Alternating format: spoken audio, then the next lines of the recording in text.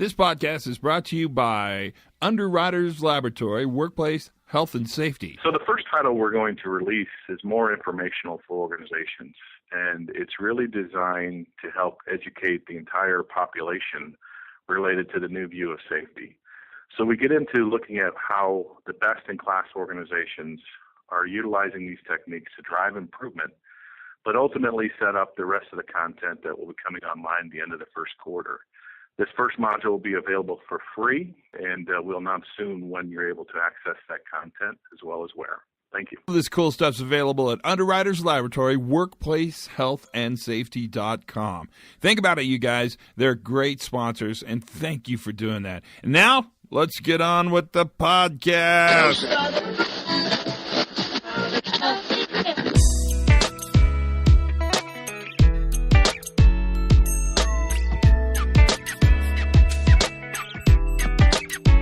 Everybody, and welcome to the Pre-Accident Podcast. I'm your host, Todd Conklin. I'm glad you're here.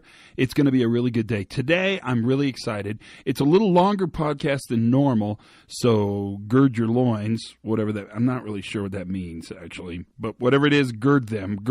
Take your loins and gird them, because I got permission from David Merlo and the people at NERC, the North American Electric Reliability Corporation, to actually record Tony Muschara's full presentation on his keynote around risk during the 2016 meeting. And so that's exactly what I did. Now, the recording quality is pretty darn good, considering I've done this experiment several times, and not every time is a huge success.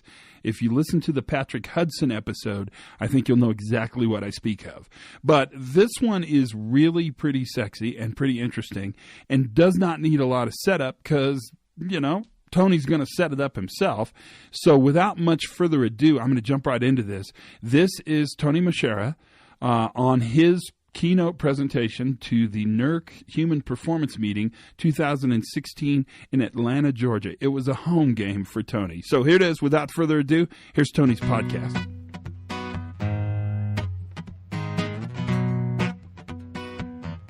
I've done a lot of consulting in this area of human and organizational performance. I say that purposely because I look at human performance as an organizational issue, a system issue, and not so much an individual issue.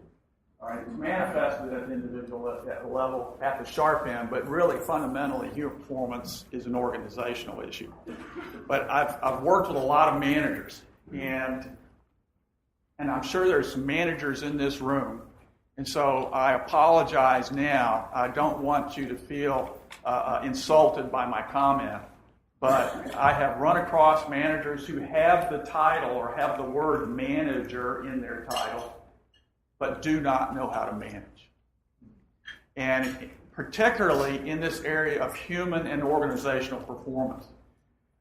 There's a lot of smart people in this room. You got Todd, you got Bob Edwards, you got Jake Mazalevich, you got David Bowman's in here. And we also have a celebrity of sorts, Zach Woods, whose father is David Woods, and he's one of the academics. Wrote the book Behind Human Error, one of the best books on the topic. And Monica Bay, Rob Fisher's in the room. So there's some people in here that understand and have been working with human performance for a long time. We all have differences in our approaches.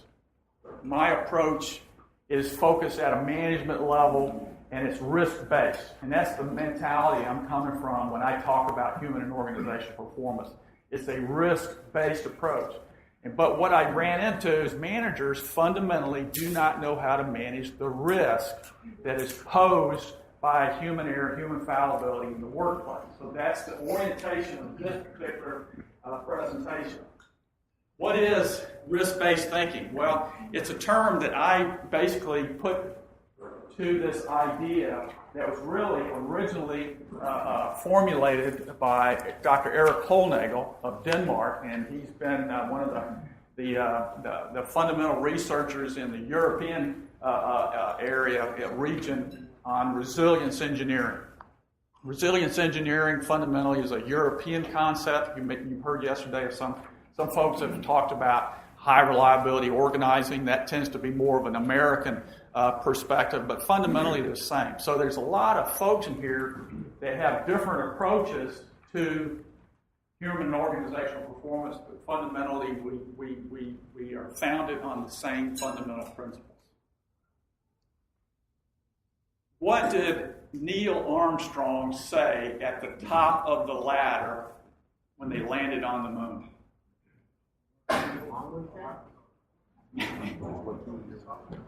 All right. Now, we all know what he said when he was at the bottom of the ladder. One small step for man, one giant leap for mankind. But just as he stepped on the ladder, you don't remember that part. I don't think they even recorded it. But what he said was, and he was talking to Buzz Aldrin, who was the other astronaut in the vehicle. He says, "Make sure the door doesn't close when you leave the vehicle." That, in essence, is risk-based thinking. All right. Risk-based thinking is all about helping the frontline operator, the people who are working with the energy, working with the large sources of mass or liquids and gases, people who are working with sensitive information, give them the ability to adapt and adjust to the risks that are evident in the workplace. You heard from Todd earlier that risk is fluid. Risk, so many of us do these job hazard analysis, job safety analysis. How often are those done? Once a year? Maybe once every other year? Risk changes moment by moment. And so what if you could have in your workplace risk analysts anywhere in which work is being done? Risk-based thinking creates the opportunity for everyone to be a risk analyst. What do we have to protect from harm? What are the intrinsic hazards in the work that we're about to do? So I want to pass on to you what Eric Holnagel and his colleagues have discovered doing the research. What do resilient, high-reliability organizations do? What are the cornerstones? In fact, that's the term that Eric Holnagel and David Woods and Sidney Deckers, that's the term that they use. But I've put the moniker risk-based thinking on it because it's all about knowing. It's all about knowing something. So, again, I go down to fundamentals. I got to get down to the basics. What's the vocabulary? Event. This is what I mean by an event. All right. This is harm. Event is harm to one or more assets, whether we're talking about people or products or property, whatever is of value to your organization, due to an uncontrolled transfer of energy, or a movement of mass, or a transmission of information. That's fundamentally what it all is. Dr. Nancy Levison is a researcher at MIT. She's done a lot of work in the safety sciences, and I'm an advocate of her approach to safety and reliability and resilience. She looks at your performance as a control problem, fundamentally a control problem. And if we don't have events, that means we're not harming things of value to our organization.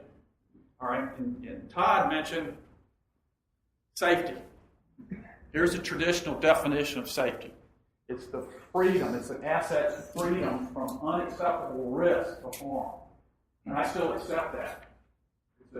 So basically safety is a risk problem.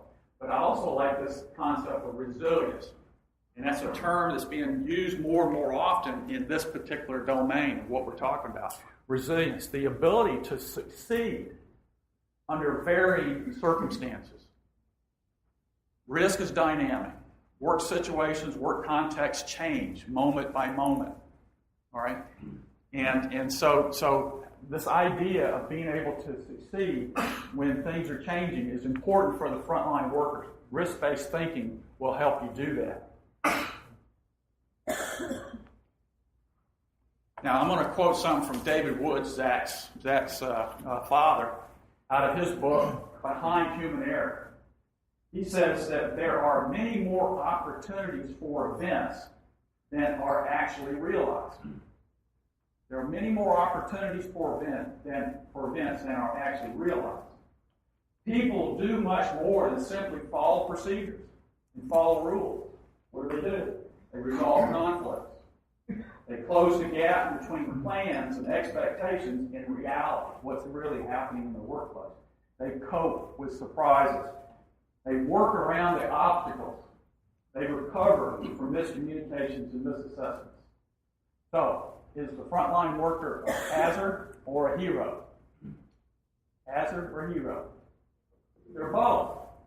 All right? Sometimes we don't want to admit that they are a hazard. Human error is real, and it's happening every day. How often people make mistakes? All right? There's a number of research done on that, but the one I hang my hat on is about 3 to 4 errors per hour. Now, how many of you flew here? Pilots. You don't want to hear this. Pilots make 6 to 9 errors per hour while they're flying. Under high tempo operations, takeoffs and landings, that error rate doubles. I'm a religious person. Takeoffs and landings, I'm usually praying for the first officer, that he'll pay attention, that he'll be willing to correct the pilot. That they're talking to each other. It's real. All right, so events is what we're trying to avoid. Harm to assets that are important to us. So I want you to see a situation. This is what I encountered when I climbed Angel's Landing. Now, you got to be quiet and listen to the footsteps. It's a silent movie of sorts, but you listen to what's going on and watch. It's 800 feet to the bottom of the canyon on the right and 1,600 feet to the left. So how do you know you're safe while you're climbing Angel's Landing? You're a religious person. How do you know you're safe? Now, this goes back to Todd's earlier question this morning. You know, when you're driving your car, how do you know you're safe? When you're climbing Angel's Landing, how do you know you're safe? Behaviors. It's what you do. Safety is what you do. It's not, this is a broken record perhaps, but it's hard for people to let this sink in. Safety is not the absence of events. It is not zero events. It's what you're doing moment by moment to protect those assets. It's to make sure those controls and those barriers and those safeguards are going to work when they need to work. Moment by moment. Right? What do people do to maintain safety? So, here's where I come back to the managers. Managers fundamentally didn't understand this, and I realized that I needed to put together something that was simple for the managers to comprehend and something that would help them understand what the levers were that they needed to pay attention to in operations, and then realize this is more operations focused. So, what's the risk? What's the risk of harm? All right, that's what we're talking about. You always have 3 elements in any human performance situation, any work situation. You got an asset, a product, material that you're trying to transform into something of value. All right, that's what work is. Work is force over a distance. In order to apply force, what do you need? A hazard. You have to have a hazard. Every organization has intrinsic hazards built into the operation. You have to have that in order to do work. All right? So you got an asset, you got a hazard. But nothing of value happens until you do what? Work. You've got to touch it. People have got to do something in the workplace. Now, where's the risk come from? Humans create uncertainty. You know, what's the risk of getting a heads when you toss a coin, but you called tails? What's the risk of getting a heads, getting something you don't want? 50%, right? 50% of getting ahead. Well, in classic risk, all the outcomes are known and the probabilities of each outcome is known. Does that make sense? That's classic risk. In human performance space, that is not true. When do people make mistakes? anytime, everywhere, and in places we don't anticipate. People introduce uncertainty. Not all the outcomes are known, and not all the probabilities are known. That's a fact of life. How many errors per hour do people make? 3 to 4 errors an hour. That's reality. That's the workplace. So managers have to be able to manage it. So we have assets, and we have hazards, and we got people doing the work. What you manage is the pluses. You manage the plus signs. When you got hazards in close proximity to the assets, you got pathways. And when people do the work, they have to touch something. That's the touch points. How do people know what the pathways are in their work? Technical expertise. Looking at the hike on Angel's Landing, it's obvious where the limits are. It's obvious because I can see how narrow the pathway is, how narrow the treadway is, I should say. All right? And I can see the hazard on either side of the treadway. In a similar way of thinking, operators, technicians, when they do the work, they know the boundaries or the limits of assets based on what? Technical knowledge and expertise. So I'm a big proponent of training, continuing training, ongoing training from a technical perspective. People have got to know the technology they're working with. So that's what we mean by pathways and related to the hazards and assets. Now, what do we mean by a touch point? Touch point is basically any interaction between a human and an object where that object's state, the actual status of that object has changed. And what creates change? Work. Right? So work is force over distance that causes a transfer of energy, causes a movement of mass, or transmission of information. And it can be done purposefully or unintentionally. And when we say unintentionally, that's usually involving human error. All right. So this is the basics. These are the basic elements, sort of cornerstones of risk-based thinking. Anticipate, monitor, respond, and learn. Okay, I want you to repeat this after me. Repeat these words. Anticipate. Monitor. Respond. Learn. All right. Anticipate, monitor, respond, and learn. If you want to change the way you think, change the words that you use. Follow up.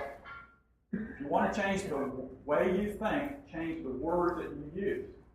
Start using these words. We want to anticipate.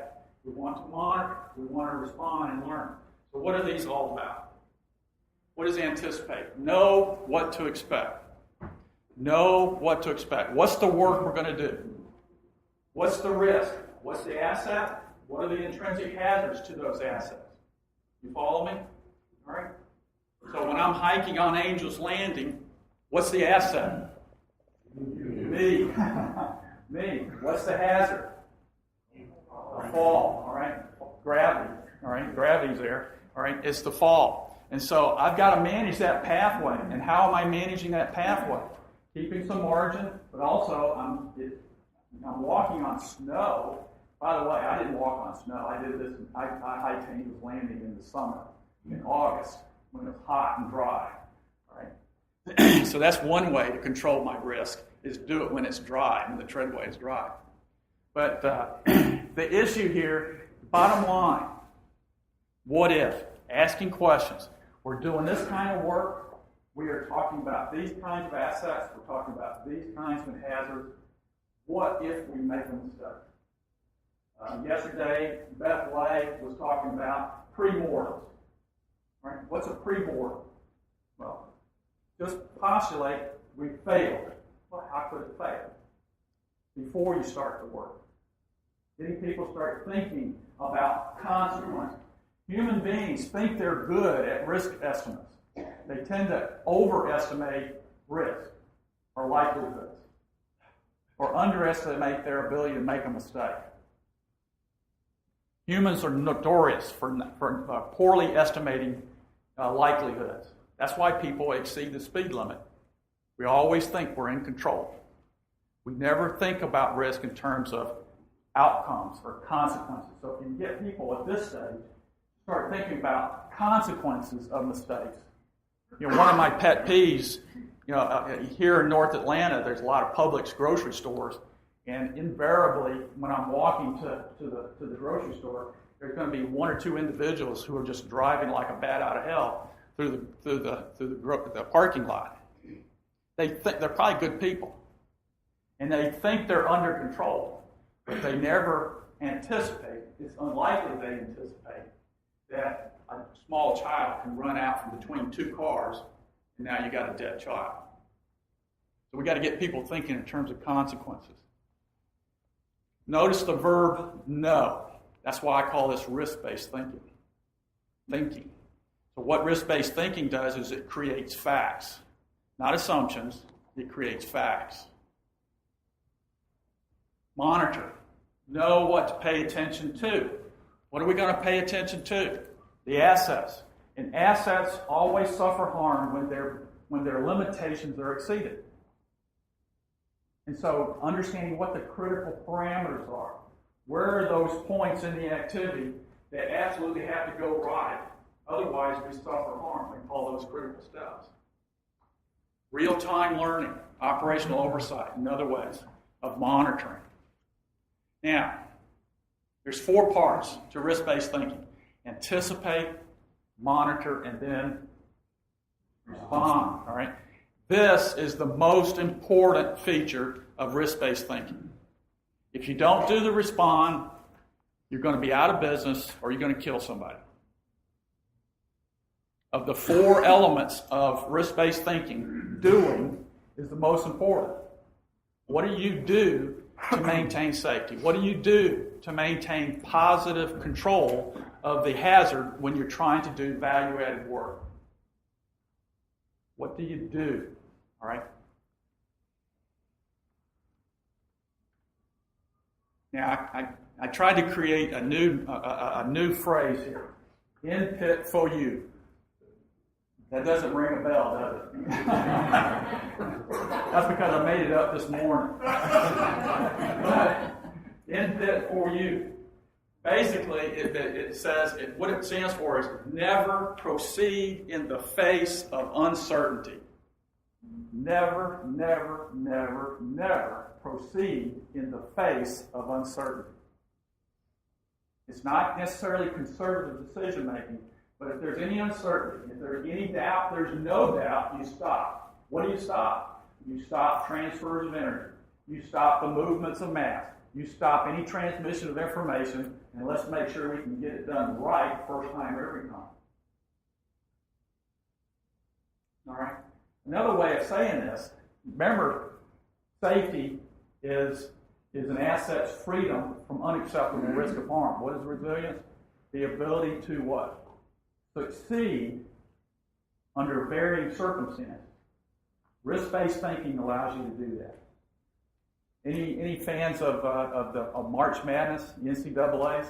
All right, that's going on right now. And what happens when a team gets a little bit ahead and they start playing to not lose? They lose. All right. Invariably, why is that? What's the other team? The other team that's behind, what are they doing? They're playing to what? Win. What's the difference? A safety mindset. The old view of human performance is playing not to lose. We play not to get hurt. When in fact, what we need is to play to win. Risk-based thinking offers that approach. How do we play to win? How do we play to get the job done right every time? That's what risk-based thinking does. All right?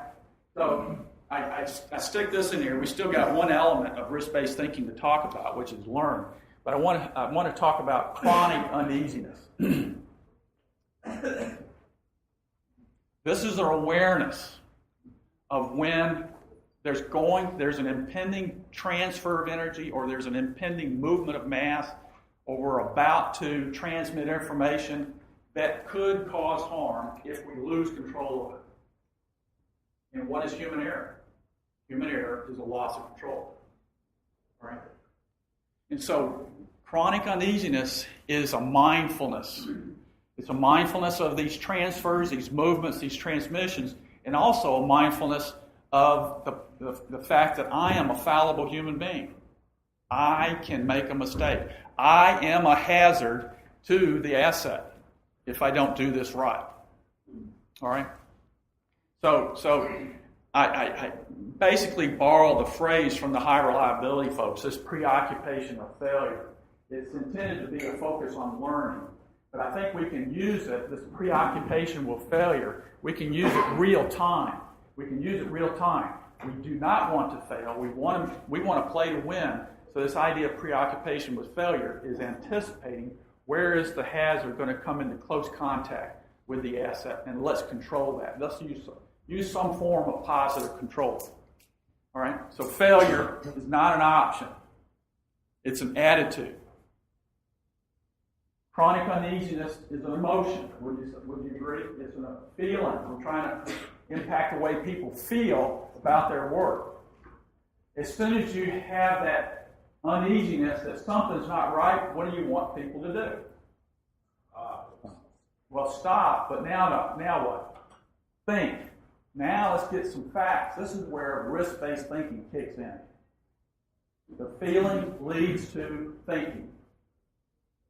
All right? In the nuclear industry used the phrase questioning attitude. All right? And I'm sure many of you are familiar with that concept.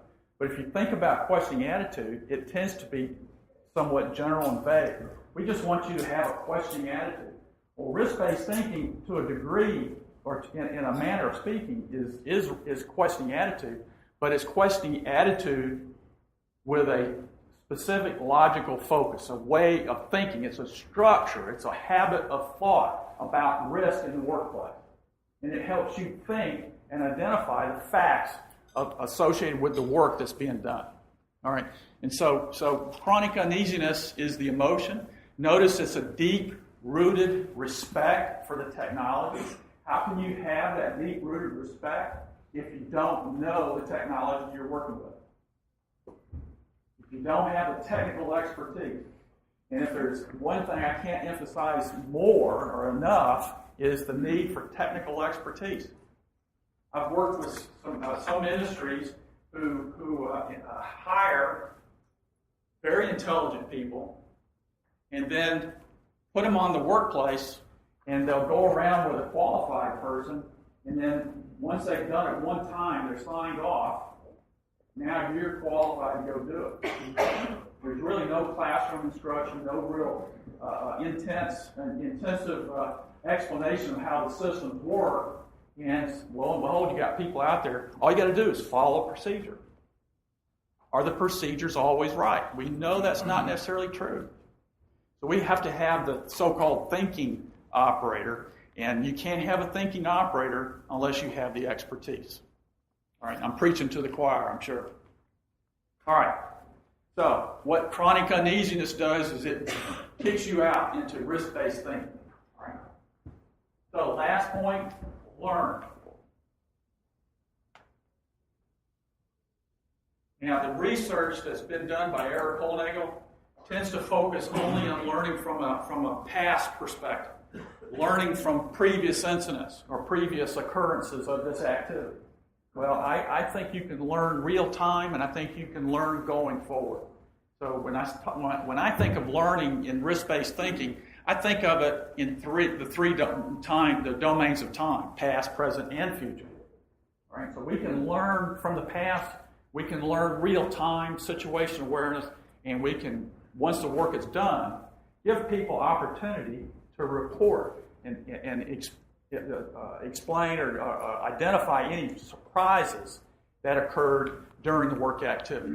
Work as done versus work as planned, or work as done versus work as imagined. Were there any surprises? And I'll guarantee you, most of the time work goes well. The objectives and the goals of the work are accomplished. But most of the time, work as done is different than work as imagined. And managers don't get the benefit of getting that information. So you want to encourage your workers to report this kind of information. Yeah, we were successful, but why were we successful? What was it about this time? What adjustments and adaptations, maybe improvisations, that's a dirty word, that we had to apply in order to get the work done or get the work done safely. All right? Learn is important. So, using risk-based thinking, I believe, the cornerstones of resilience engineering, workers create safety. They perform, they're the heroes of your organization. All right? They are constantly making adjustments. They're responding to incomplete, inaccurate information, procedures, designs, unworkable expectations. All right? They have the expertise. This is the bedrock. I refer to this expertise as the bedrock of risk-based thinking. Without it, you can't do risk-based thinking. Without technical expertise, you cannot do risk-based thinking. And then finally, chronic uneasiness, so mindfulness of these impending transfers in the workplace. We want to add value. We do not want to extract value. All right. I like this quote from Sidney Decker. Risk-based thinking. Think of risk-based thinking as an operating philosophy. This goes back to a previous admonition earlier, or this morning. Human performance, or human and organization performance, is not a program. Why do you want to avoid that mentality? Because people think when you start creating a program, we tend to think there's all these requirements. Maybe there's 10 requirements. And then managers, this is the problem, is at the manager level, managers say, okay, we've got all 10 of these satisfied, we can stop thinking about human performance. Does risk-based thinking ever stop? It's ongoing by every person in the workplace. That's if you've been successful integrating it into the way you do business. Only people, quote, only people can hold together these inherent imperfections in your organization, in your system, who create safety through practice at all levels of an organization.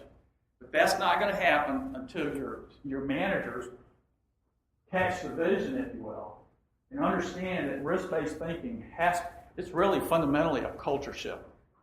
This is how much I believe in risk-based thinking. If you can get everybody adopting risk-based thinking as a matter of habit, consciously applying it, all the rest of this human performance tools and all the other, I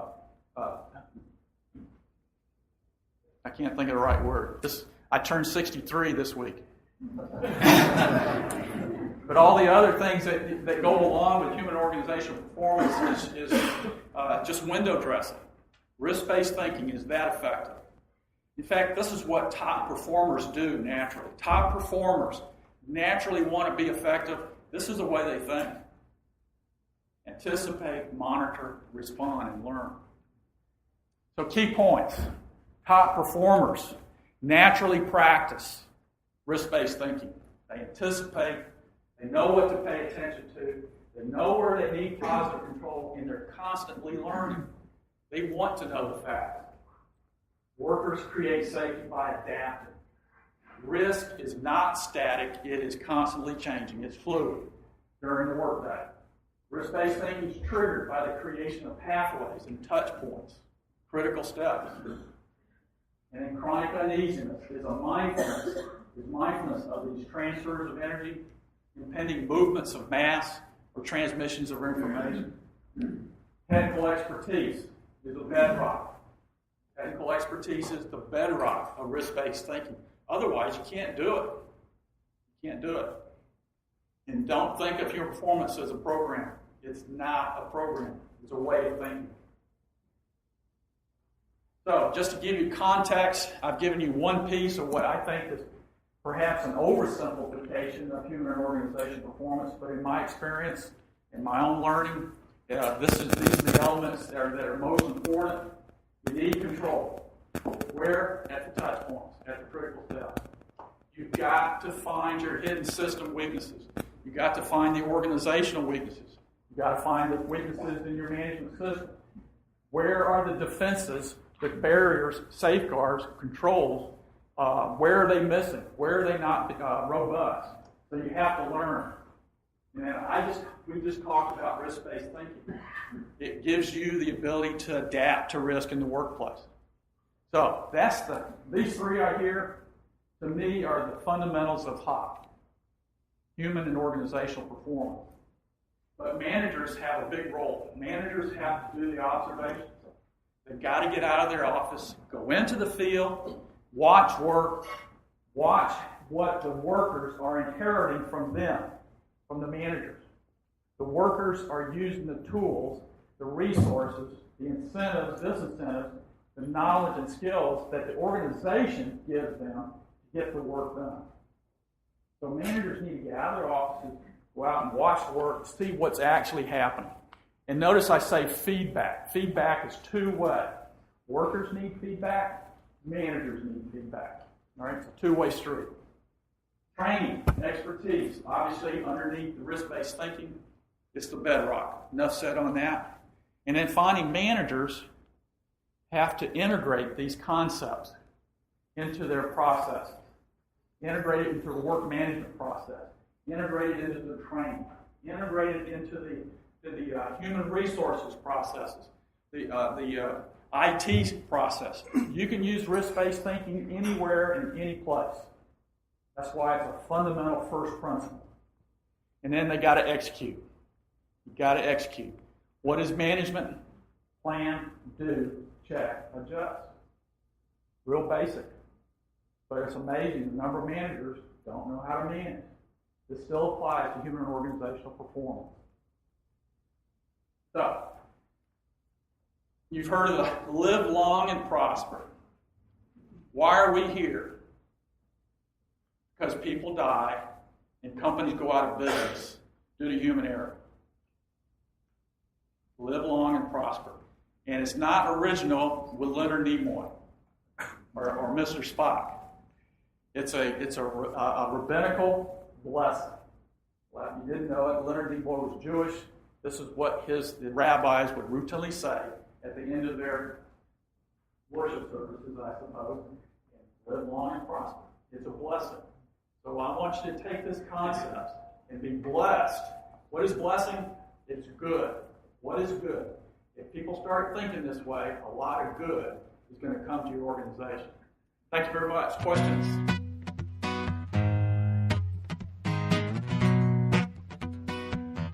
That was Tony at the NERC Human Performance Conference. What'd you think? I'm telling you, this Tony, man, he's crazy smart. He's nutty smart. He's amazing smart. That was actually a really nice presentation. A couple things you probably noticed as you went through. One is he showed a video of a guy with a GoPro on his head walking up a trail called the Angel's Roost, the Angel's Nest, the Angel's Platform, the Angel's Flight.